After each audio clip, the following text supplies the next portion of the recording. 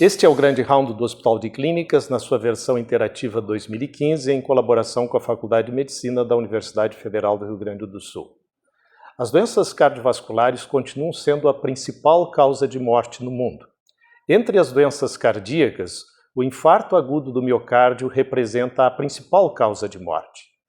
Muitos esforços têm sido feitos, tanto técnicos como administrativos, para reduzir a mortalidade pelo infarto.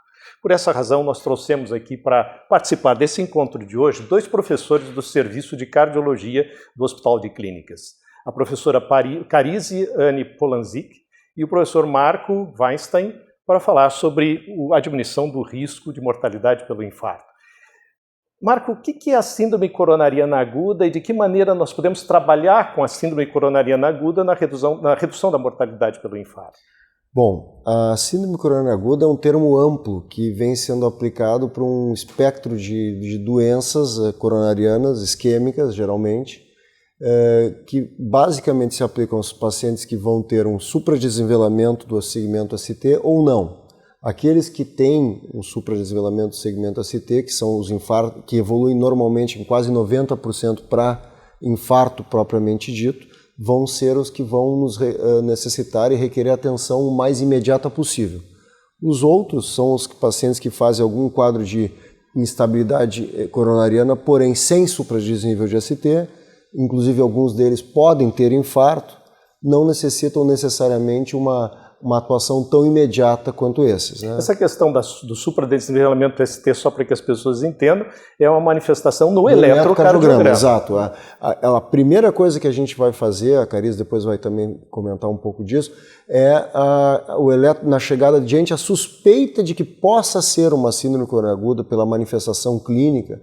A gente vai depois poder comentar um pouco mais quais são as manifestações. Em geral, dor torácica é uma delas, ou a principal. A gente tem que fazer um eletrocardiograma.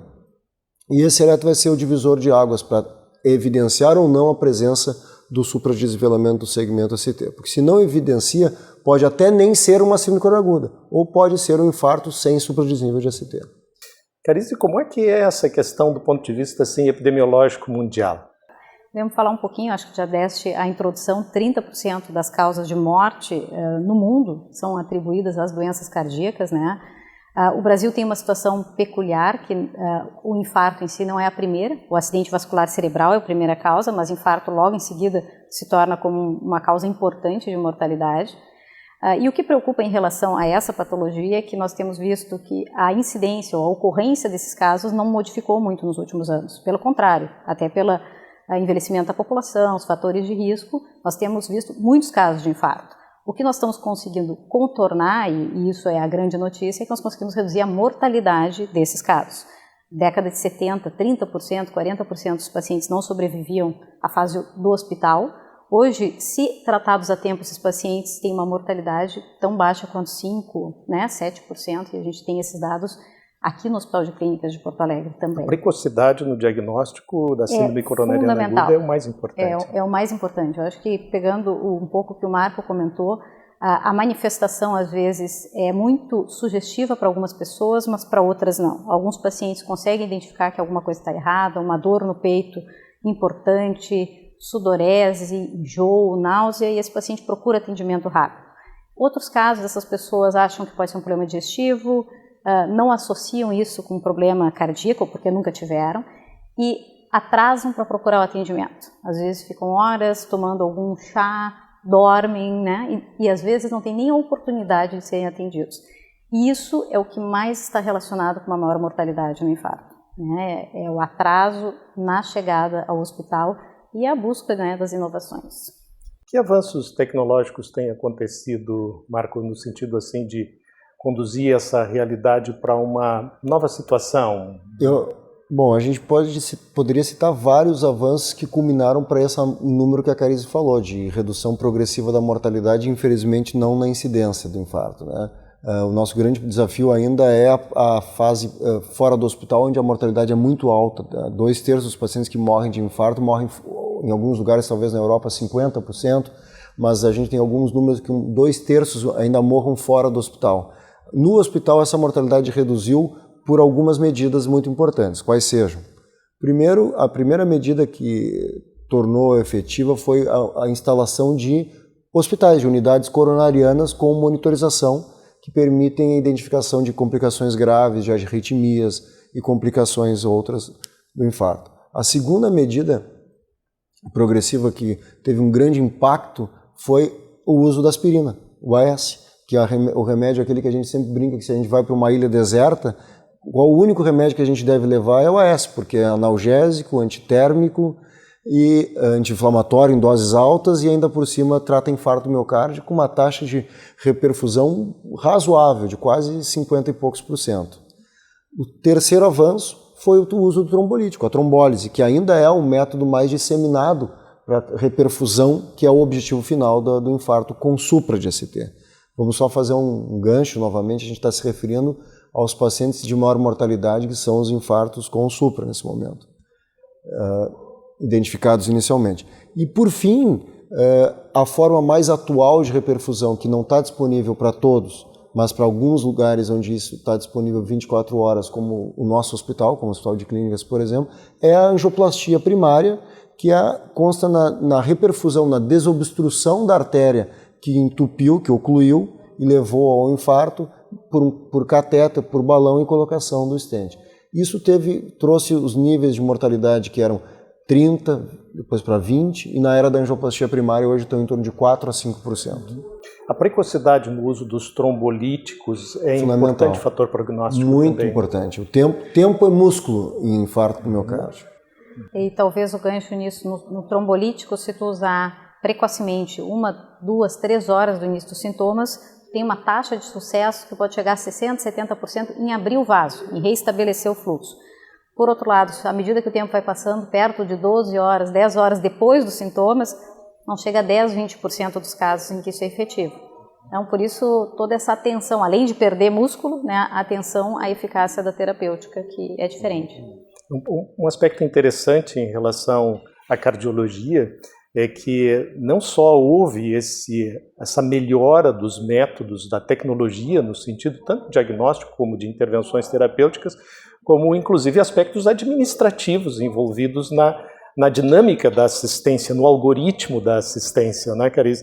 Então, assim, telemetria, a velocidade da identificação, a maneira como esse paciente chega a uma unidade de cuidado coronariano. O que tu pode nos dizer sobre isso, especialmente porque já existe até uma portaria ministerial nesse sentido? Com certeza, eu acho que muitos avanços ocorreram ao longo das décadas aí, mas a gente identificava uma fragmentação no cuidado, né? O que atendia lá na periferia, na UPA, na atenção primária ou num posto, e o que vinha aqui para o hospital era completamente diferente e às vezes com muitos atrasos e retardos.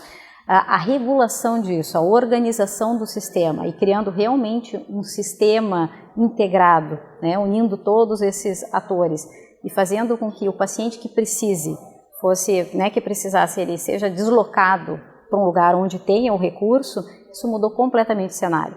E a portaria do Ministério que saiu ano passado, 2014, 2013, realmente oficializou todos esses esforços. A Secretaria Municipal aqui também participou dessa regulação. Clínicas é um dos atores importantes, junto com vários outros hospitais de Porto Alegre, para tentar tratar esse paciente precocemente. Hoje, um paciente que é atendido numa emergência ou numa unidade de atenção primária, ele faz rapidamente o eletro é transferido por telemetria para São Paulo. Se o eletro tem realmente alteração, que o Marco estava comentando, que sugere um infarto em evolução, isso é transmitido para a ambulância e a ambulância já entra em contato com um desses hospitais da rede de infarto para colocar esse paciente prontamente, né, no hospital e ser atendido. Eu acredito que isso, nós vamos ver um impacto importante, esse fato, nos nossos indicadores epidemiológicos nos próximos anos. Quanto tempo é necessário para julgar, do ponto de vista epidemiológico, a validade dessa intervenção? Se nós tivéssemos dados acurados, né, agora disponíveis, eu diria que algum resultado hospitalar já seria possível de ser observado. Claro que em estatísticas macro, mortalidade por 100 mil habitantes, eu acho que a gente precisa um pouco mais de tempo, talvez 5, 10 anos, para a gente ter um realmente um efeito nisso. Mas o impacto que já aconteceu no a gente exterior já consegue. também. Aqui mesmo no hospital, a Carise própria e o nosso grupo já com implementação de medidas, entre as quais a hemodinâmica funcionando 24 horas, foi uma das que mais teve impacto, porque na época ainda não tinha isso, e quando se implementou, foi que ano foi isso, Carise? Foi 96, 97, se implementou a hemodinâmica funcionando 24 horas, 365 dias para atender infarto com supra e a síndrome coronariana aguda sem supra de alto risco. Houve impacto na mortalidade dos pacientes atendidos aqui. Então, eles chegavam com uma mortalidade antes dessa medida ser implementada e tiveram outra mortalidade depois.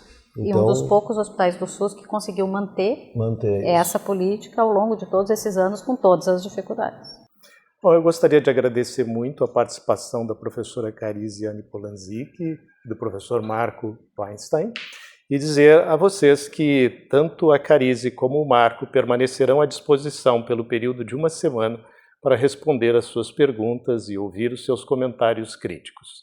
Eu sou James Fleck, em nome do Hospital de Clínicas, agradeço a atenção que deram a esse programa e convido vocês para uma próxima oportunidade.